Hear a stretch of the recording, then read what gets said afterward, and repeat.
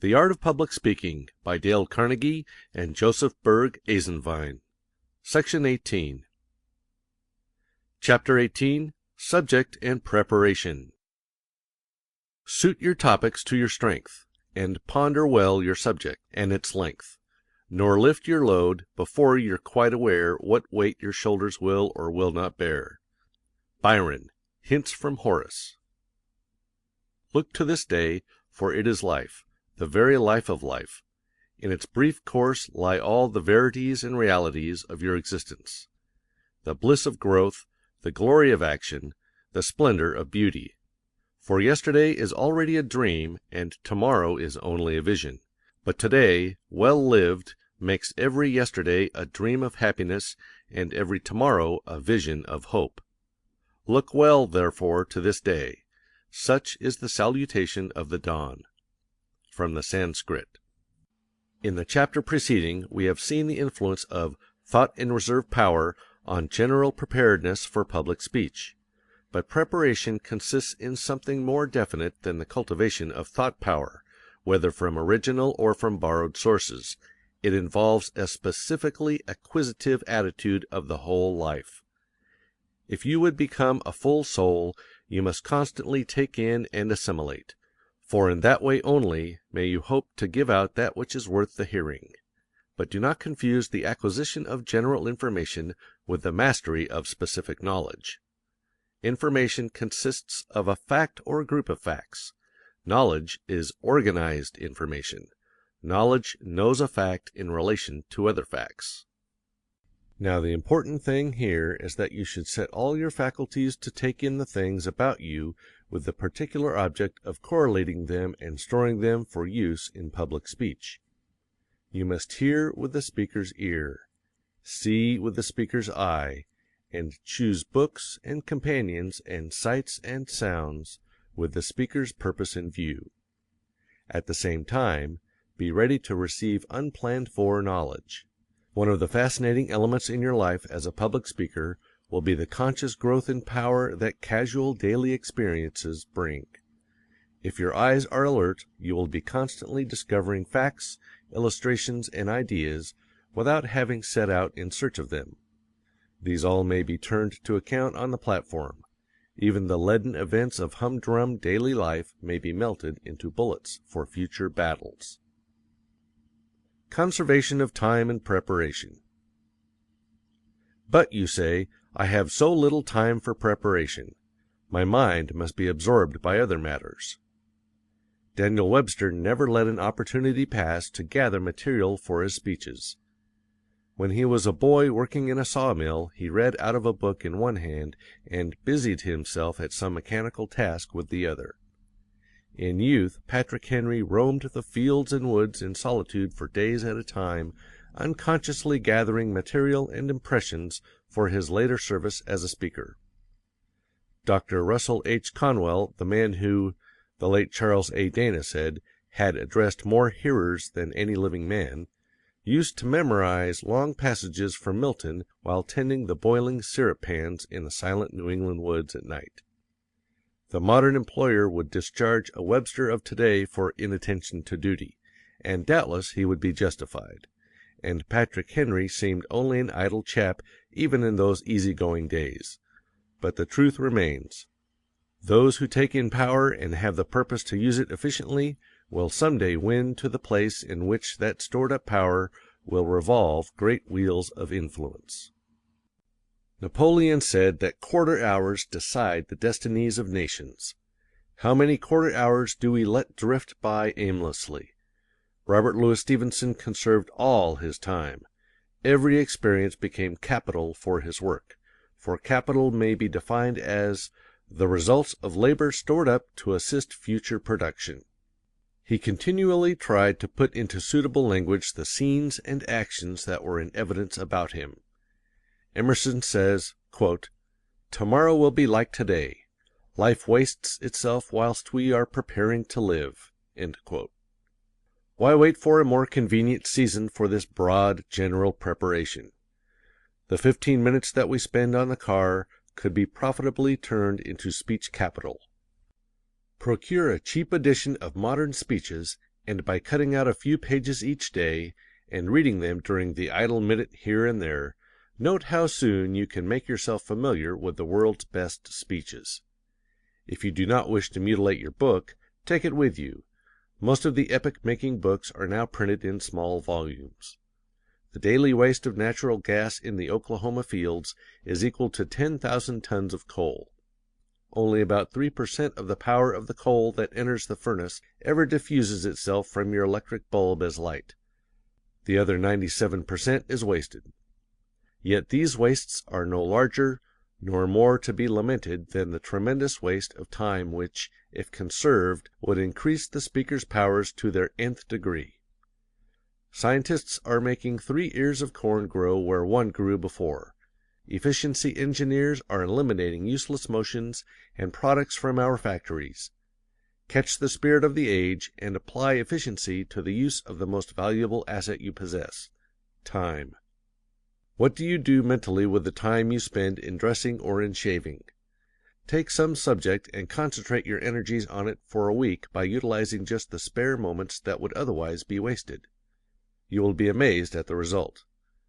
1 passage a day from the Book of Books, 1 golden ingot from some mastermind, 1 fully possessed thought of your own might thus be added to the treasury of your life. Do not waste your time in ways that profit you nothing. Fill the unforgiving minute with 60 seconds worth of distance run, and on the platform you will be immeasurably the gainer. Let no word of this, however, seem to decry the value of recreation. Nothing is more vital to a worker than rest, yet nothing is so vitiating to the shirker. Be sure that your recreation recreates. A pause in the midst of labors gathers strength for new effort. The mistake is to pause too long, or to fill your pauses with ideas that make life flabby. Choosing a subject. Subject and materials tremendously influence each other. This arises from the fact that there are 2 distinct ways in which a subject may be chosen, by arbitrary choice or by development from thought and reading. Arbitrary choice of one subject from among a number involves so many important considerations that no speaker ever fails to appreciate the tone of satisfaction in him who triumphantly announces, "I have a subject." Do give me a subject. How often the weary school teachers hear that cry. Then a list of themes is suggested, gone over, considered, and, in most instances, rejected, because the teacher can know but imperfectly what is in the pupil's mind. To suggest a subject in this way is like trying to discover the street on which a lost child lives, by naming over a number of streets until one strikes the little one's ear as sounding familiar. Choice by development is a very different process. It does not ask, "What shall I say?" It turns the mind in upon itself and asks, "What do I think?"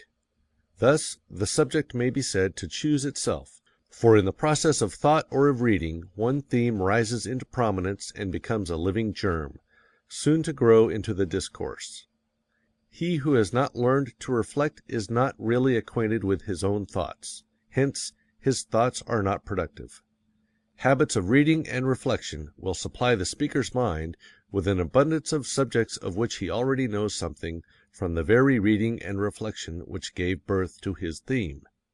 This is not a paradox, but sober truth. It must be already apparent that the choice of a subject by development savors more of collection than of conscious selection. The subject pops into the mind.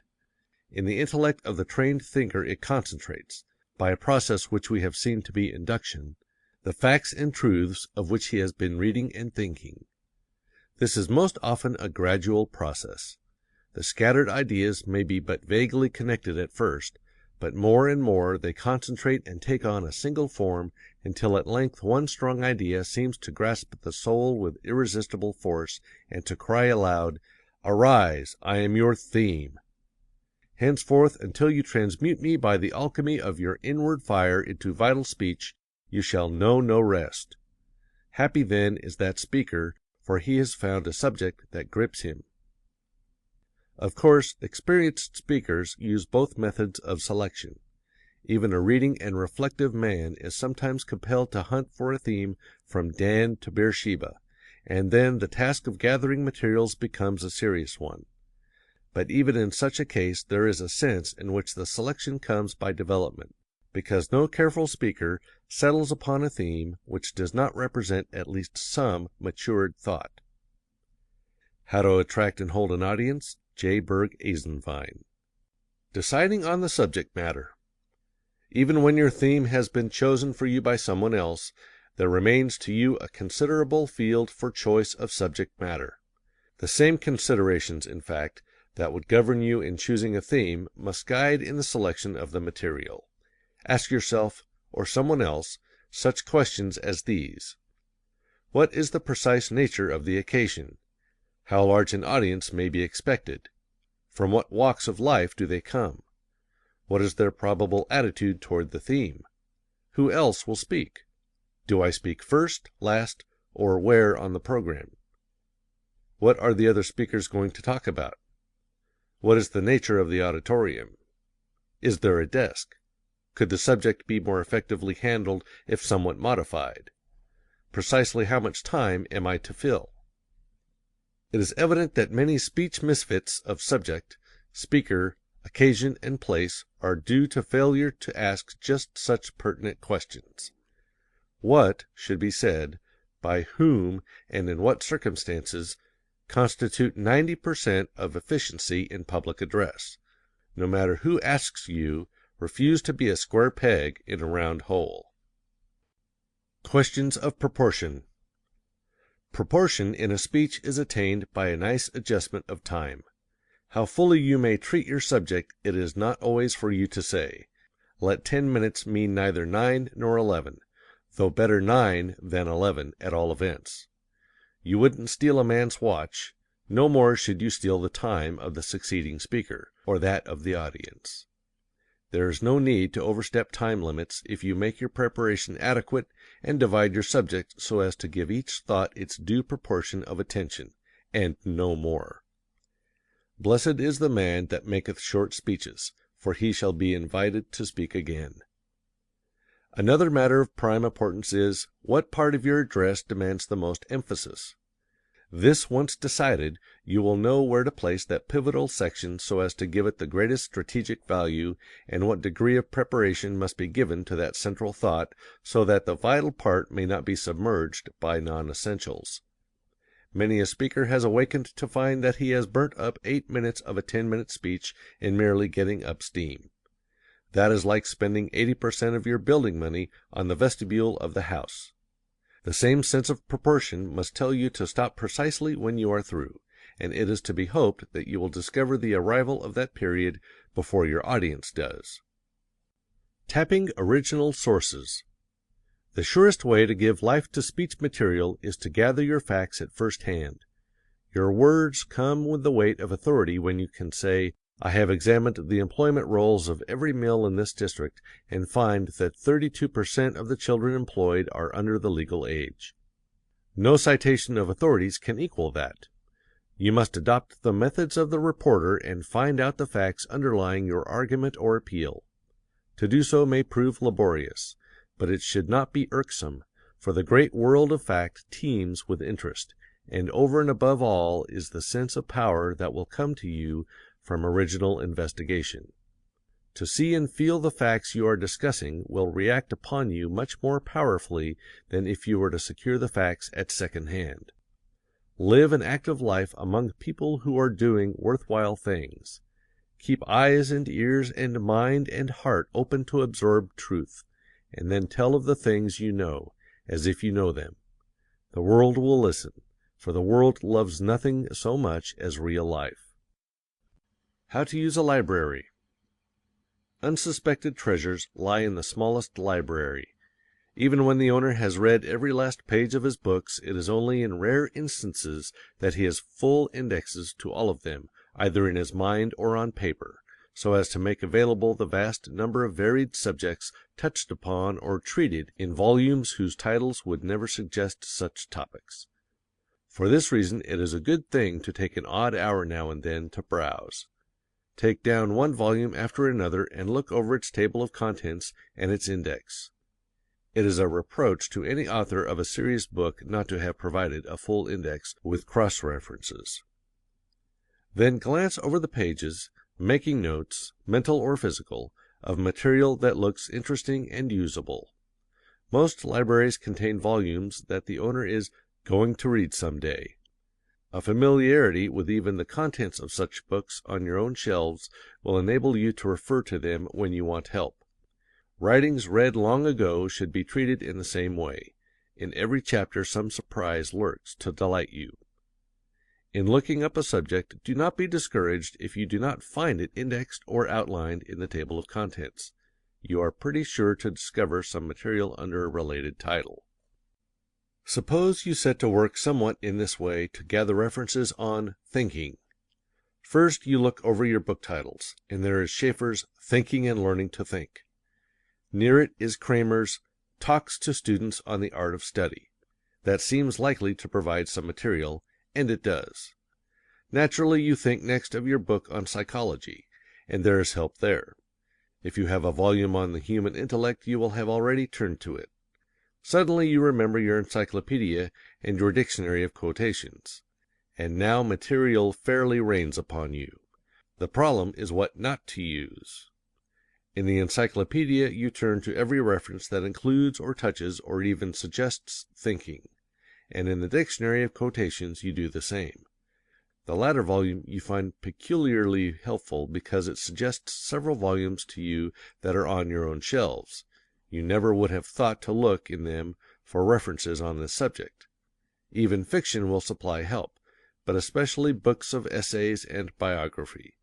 Be aware of your own resources. To make a general index to your library does away with the necessity for indexing individual volumes that are not already indexed. To begin with, keep a notebook by you, or small cards and paper cuttings in your pocket and on your desk will serve as well. The same notebook that records the impressions of your own experiences and thoughts will be enriched by the ideas of others. To be sure, this notebook habit means labor, but remember that more speeches have been spoiled by half-hearted preparation than by lack of talent. Laziness is an own brother to overconfidence, and both are your inveterate enemies, though they pretend to be soothing friends. Conserve your material by indexing every good idea on cards thus: Socialism. Progressive Socialism, envelope 16. Socialism a Fallacy, 96/210. General article on Socialism, Howells, December 1913. Socialism and the Franchise, Forbes. Socialism in Ancient Life, original manuscript. Envelope 102. On the card illustrated above, clippings are indexed by giving the number of the envelope in which they are filed. The envelopes may be of any size desired and kept in any convenient receptacle. On the foregoing example, Progressive Socialism, envelope 16, will represent a clipping, filed in envelope 16, which is, of course, numbered arbitrarily. The fractions refer to books in your library, the numerator being the book number, the denominator referring to the page. Thus, Socialism a Fallacy, 96/210, refers to page 210 of volume 96 in your library. By some arbitrary sign, say red ink, you may even index a reference in a public library book. If you preserve your magazine, important articles may be indexed by month and year. An entire volume on a subject may be indicated like the imaginary book by Forbes. If you clip the articles, it is better to index them according to the envelope system. Your own writings and notes may be filed in envelopes with the clippings or in a separate series. Another good indexing system combines the library index with the scrap or clipping system by making the outside of the envelope serve the same purpose as the card for the indexing of books, magazines, clippings, and manuscripts, the latter two classes of material being enclosed in the envelopes that index them, and all filed alphabetically. When your cards accumulate so as to make ready reference difficult under a single alphabet, you may subdivide each letter by subordinate guide cards marked by the vowels A, E, I, O, U. Thus, antiquities would be filed under I in A because A begins the word and the second letter N comes after the vowel I in the alphabet, but before O. In the same manner, Beecher would be filed under E in B, and hydrogen would come under U in H.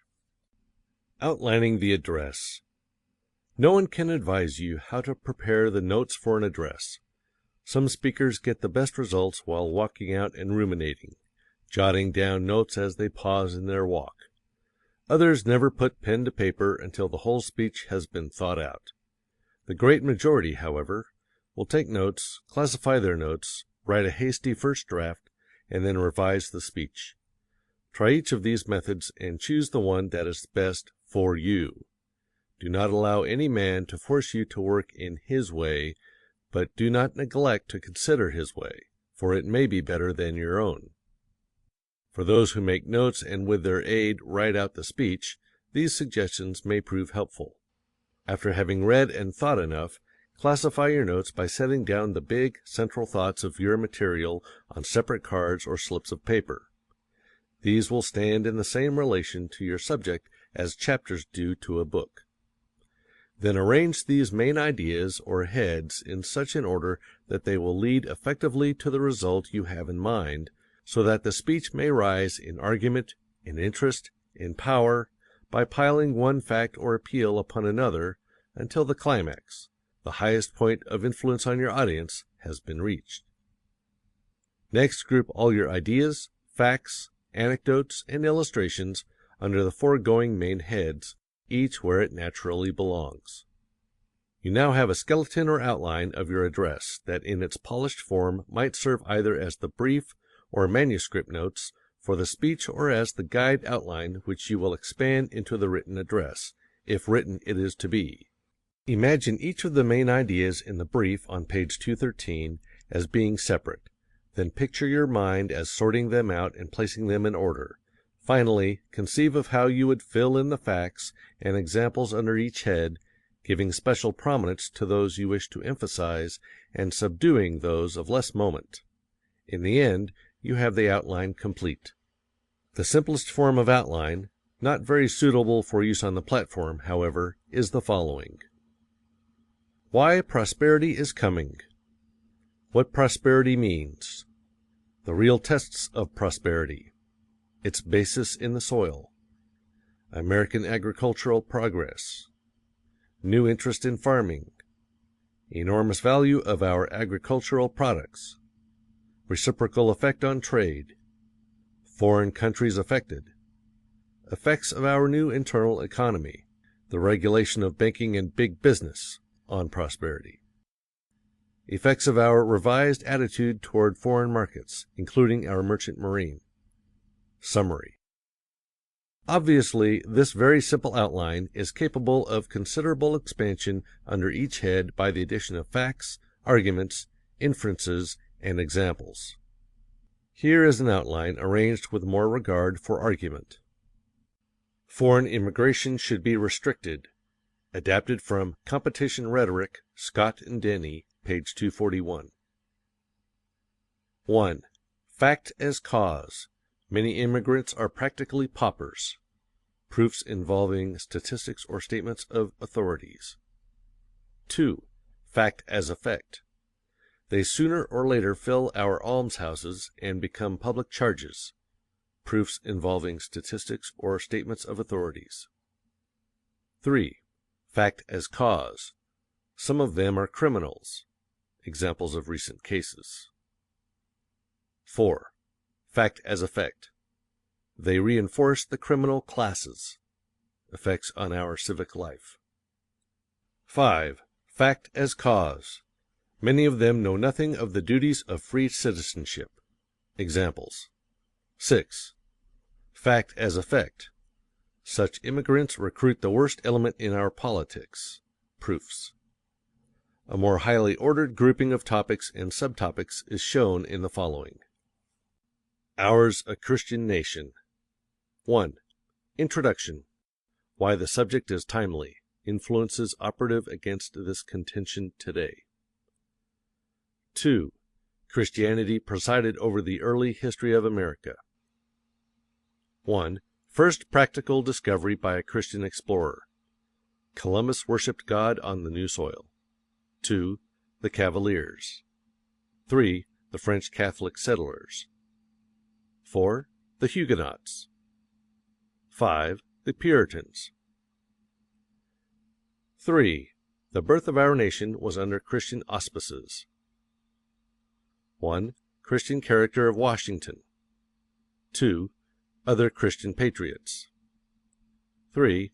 The Church in our Revolutionary Struggle. Muhlenberg.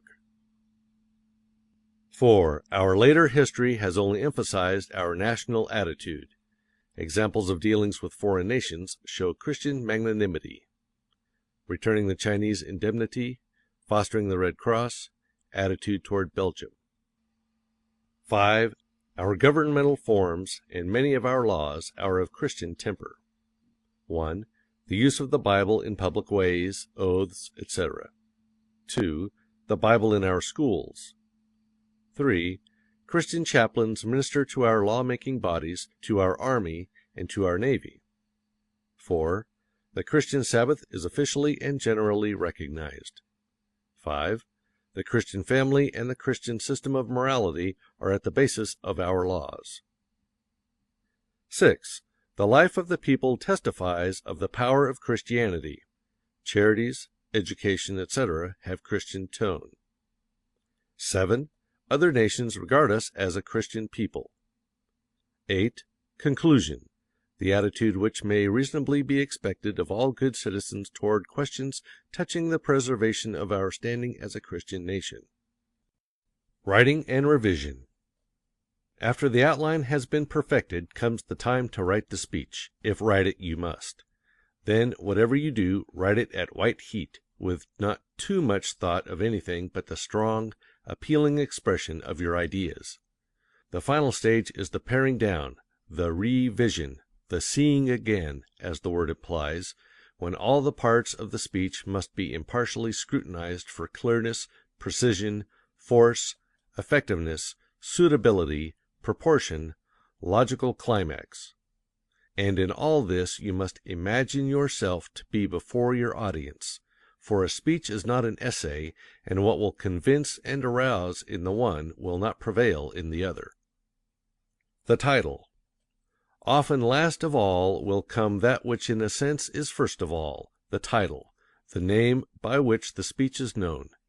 Sometimes it will be the simple theme of the address, as The New Americanism by Henry Watterson, or it may be a bit of symbolism typifying the spirit of the address, as Acres of Diamonds by Russell H. Conwell, or it may be a fine phrase taken from the body of the address, as Pass Prosperity Around by Albert J. Beveridge. All in all, from whatever motive it be chosen, let the title be fresh, short, suited to the subject, and likely to excite interest. Questions and exercises. 1. Define A. Introduction, B. Climax, C. Peroration. 2. If a 30-minute speech would require 3 hours for specific preparation, would you expect to be able to do equal justice to a speech 1/3 as long in 1/3 the time for preparation? Give reasons. 3. Relate briefly any personal experience you may have had in conserving time for reading and thought. 4. In the manner of a reporter or investigator, go out and get first-hand information on some subject of interest to the public. Arrange the results of your research in the form of an outline or a brief. 5. From a private or a public library, gather enough authoritative material on one of the following questions to build an outline for a 20-minute address. Take one definite side of the question. A. The housing of the poor. B. The commission form of government for cities as a remedy for political graft. C. The test of women's suffrage in the West. D. Present trends of public taste in reading. E. Municipal art. F. Is the theater becoming more elevated in tone? G. The effects of the magazine on literature. H.